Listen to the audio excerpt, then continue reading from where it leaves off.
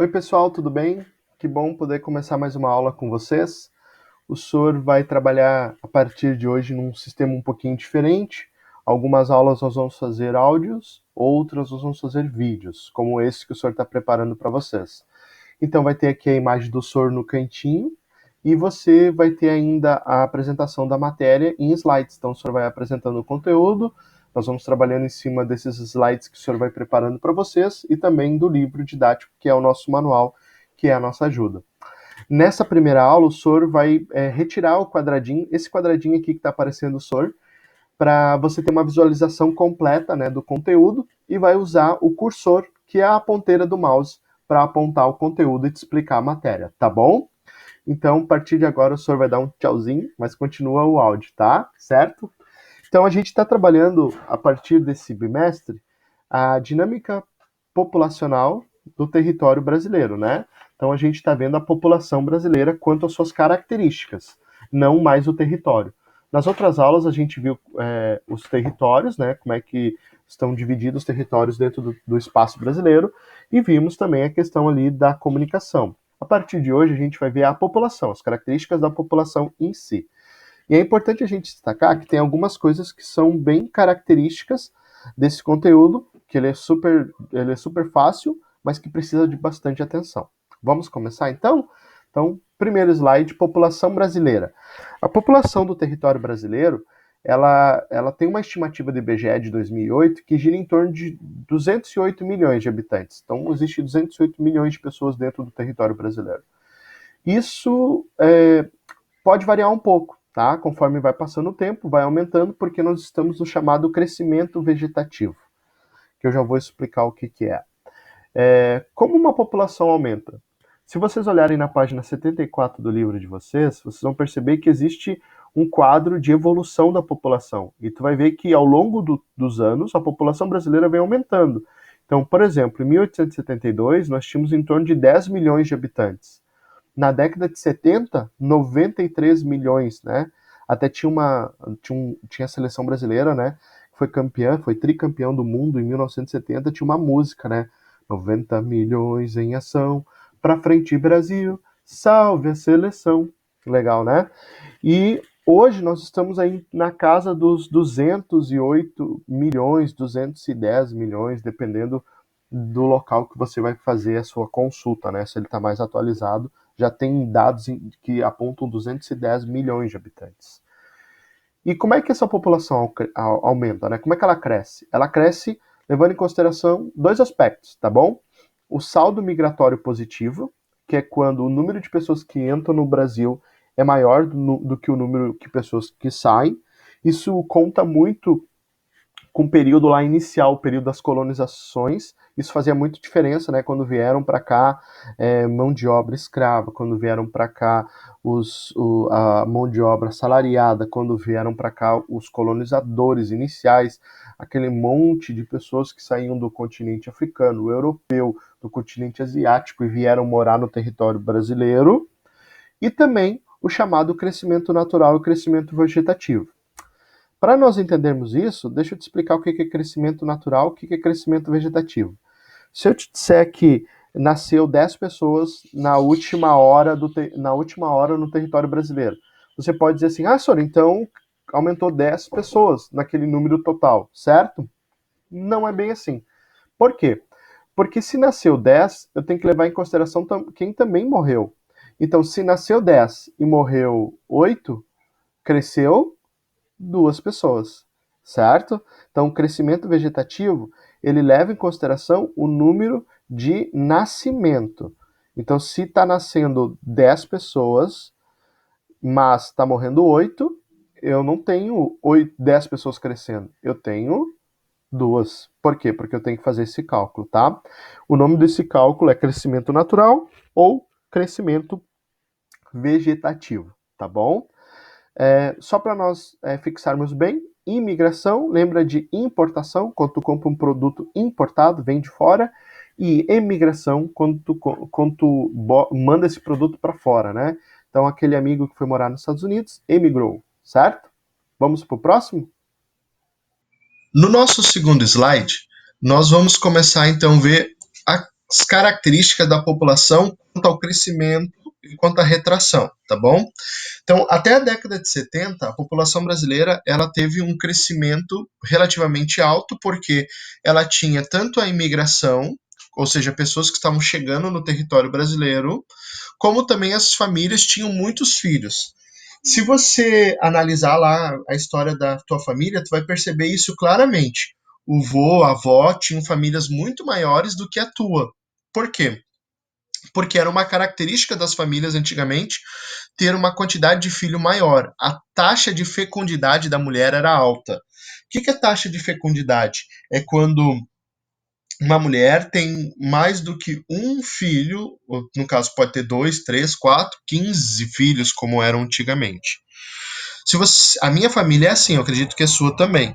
Lá tem o vô e a avó com 12 irmãos, aí tem o pai e a mãe com 5 irmãos, e aí tem eu que tenho lá três irmãs, e aí depois mais a minha família, no caso eu, né, tenho uma filha só. Então a gente vem percebendo que ao longo dos anos vem diminuindo o número de filhos por família.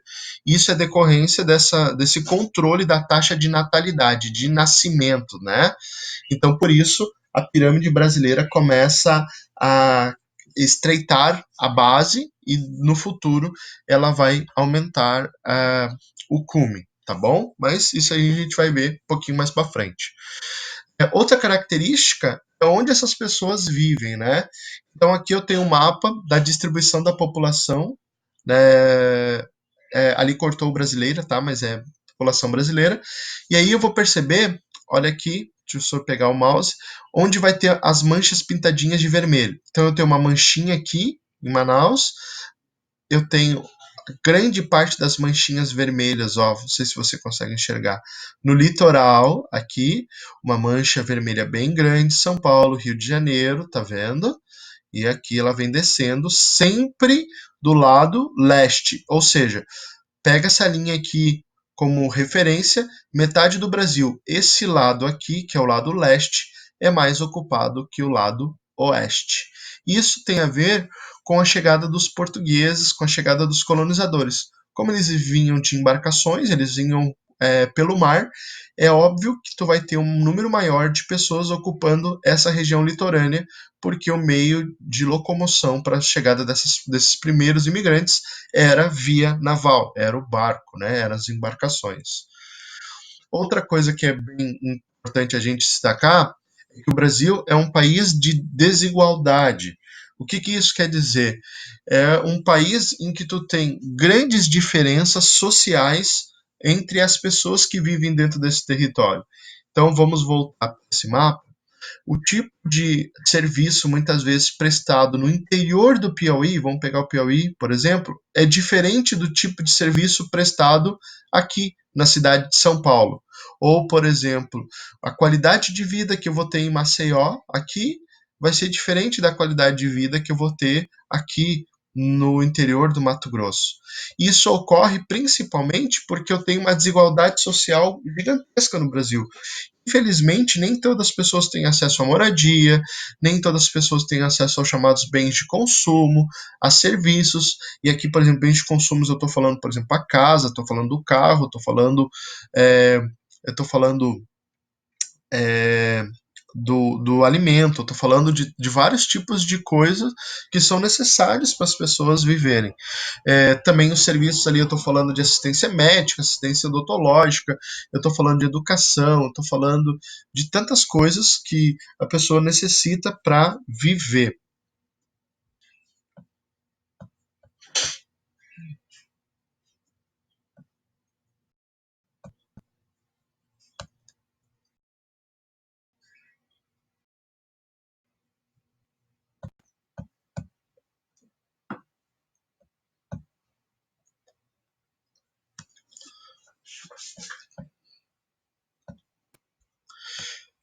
Além da desigualdade social do território brasileiro causar uma diferença do acesso aos serviços da população, é importante a gente destacar também que isso está se fazendo presente na questão do atendimento à saúde, como hoje a gente está percebendo, né? Infelizmente, a gente está vivendo uma pandemia, por isso nós estamos tendo aula nesse sistema remoto, e isso fica bem claro, fica bem evidente quando a gente analisa, por exemplo, o acesso à saúde, que infelizmente ele não é aberto, né? Ele não é acessível a todos. O próximo aspecto que nós vamos trabalhar está relacionado ali ao envelhecimento da população. Isso é uma taxa demográfica importante da gente destacar. A expectativa ou esperança, às vezes você vai ler, vai estar escrito expectativa, às vezes vai estar escrito esperança. O que a gente vai perceber? A gente vai perceber que as pessoas hoje vivem mais. Isso tem muito a ver com acesso à saúde, com as melhores condições de vida, com as melhores condições de trabalho e assim por diante. Então, nesse primeiro quadro, a gente olha aqui, ó, 1940, a expectativa de vida do brasileiro era 45 anos, ou seja, extremamente baixo. Com o passar do tempo, a evolução dos anos, a gente percebe que as pessoas começaram a viver cada vez mais. Né? Então, hoje, a expectativa do Brasil aqui, ó, em torno de 75,8 anos, que é considerado uma expectativa boa de vida, né? Bastante tempo até, menor do que alguns países, se a gente for comparar, por exemplo, com a Itália, ou mesmo com a Coreia do Sul, a população lá vive, em média, um tempo um pouco maior. Vamos para o próximo slide. Então, aqui está a pirâmide que o senhor falou várias vezes para vocês, e ali é importante, a gente vai gastar algum tempinho aqui falando da pirâmide, tá bom? A gente precisa aprender a interpretar a pirâmide. E por que ela tem esse nome de pirâmide? Porque ela parece, ó, formar um cume estreito e vai alargando, alargando, alargando, com uma base e mais largo embaixo, mais estreito em cima, certo? Vamos para algumas coisas que é importante. Esse lado da pirâmide aqui são os homens, está aqui a legenda, ó, e o verdinho são as mulheres. E aqui são as faixas etárias, tá vendo? Então, vamos ver aqui qual é a faixa etária que tem mais pessoas vivendo hoje no Brasil, tá? Qual é a barra maior? Então, pode ser essa, de 15 a 19, ou pode ser, no caso das mulheres, essa aqui, de 35 a 39, tá vendo? Então, como eu vou pegar homens e mulheres ao mesmo tempo, eu vou dizer que a barra maior é essa aqui, de 15 a 19. Então, o número de pessoas que tem uma quantidade maior de gente vivendo é dos 15 aos 19 anos. Está aqui, ó, essa barra. Como as famílias estão tendo menos filhos, a pirâmide está em mudança, está em transformação. Lembra que o senhor falou? As famílias estão ficando menores. Então, hoje já está nascendo menos crianças, ó, de 0 a 4. Ó, é menor e está aumentando. Tá vendo que tem um ponto e ele está abrindo o ponto para cá, assim, como se fosse invertendo? Ou seja, essa pirâmide ela está passando de pirâmide, cume estreito, base larga, para coluna, ó. Ela está ficando, com o passar do tempo, ela vai ficar reta. E isso tem a ver com aqueles dois fatores que a gente trabalhou antes: famílias com menos filhos e pessoas vivendo mais. Quanto mais pessoas vivem por mais tempo, ou seja, a expectativa de vida aumenta, eu tenho o número de pessoas diminuindo aqui no nascimento, essa pirâmide, a tendência dela é se inverter. Certo? Entendido isso? Aqui também tem uma questão das populações tradicionais, que é importante a gente destacar, né? Essas populações tradicionais, elas estão muito relacionadas aos indígenas e aos quilombos, que são importantes dentro da construção e da valorização da cultura. Nós temos aqui no território brasileiro muito dessa valorização, né? Pena que muitas vezes a gente conhece pouco, mas existe essa formação da identidade brasileira, principalmente com a valorização da cultura indígena, do ameríndio, né? Esse índio que já vivia aqui antes da chegada dos portugueses, assim também como a valorização da cultura afro, que é a cultura vinda da África e que faz parte aqui da nossa colonização. Essas populações tradicionais, elas acabam sendo muitas vezes discriminadas, pouco valorizadas, né? E sofrem inúmeros problemas, inúmeras dificuldades para manter ali viva a sua cultura e também o seu território. Então, Terminando essa primeira parte, essa primeira aula do conteúdo, a gente vai analisar alguns aspectos aqui que são importantes para a gente tentar entender, tentar de alguma forma valorizar essa cultura tradicional, já que ela é muito importante, ela é literalmente a identidade da nossa população, né?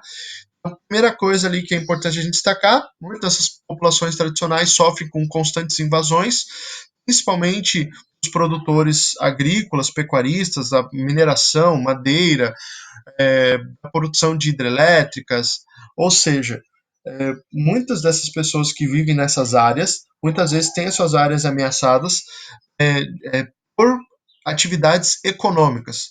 Quanto mais afastado quanto mais longe dos grandes centros, mais difícil a fiscalização e o controle do acesso dessas áreas. Então, na Amazônia, é muito comum a gente escutar sobre índios que têm o seu território invadido, que pessoas vão lá minerar, né? Tirar metais, tirar pedras preciosas, tirar ouro, por exemplo, do solo. Existe também uma questão imobiliária, né? Muitas vezes, alguns locais, essas áreas de preservação dessas populações tradicionais estão próximos a litorais, próximos a locais muito bonitos, geograficamente muito bonitos. E aí a exploração imobiliária, que é talvez criar ali condições para exploração financeira, criar um hotel, criar um condomínio, criar tantas coisas ali para explorar a área, e aí acaba forçando as pessoas a sair desse território para que elas possam, de fato, ali ter o controle e explorar a região, né? Isso é muito comum no litoral, principalmente do Nordeste e da região Sudeste. Preconceito e discriminação, né? A gente pouco valoriza a questão da cultura africana, da cultura indígena. A gente ouve falar, por exemplo, dos povos europeus que vêm colonizar o território brasileiro, mas a gente não sabe os povos que estavam aqui, muito menos os povos africanos. Né? Você diz assim, eu tenho origem italiana, eu tenho origem alemã, eu tenho origem polonesa. A gente sabe os povos, né? Quando a gente fala de índio, a gente diz, os indígenas, como se todos fossem apenas um povo. E não é. Mesma coisa os africanos. A gente fala, os africanos, como se toda a África fosse uma nação só. E não é. A gente tem no território africano inúmeros povos, inúmeras culturas, mas a gente não conhece.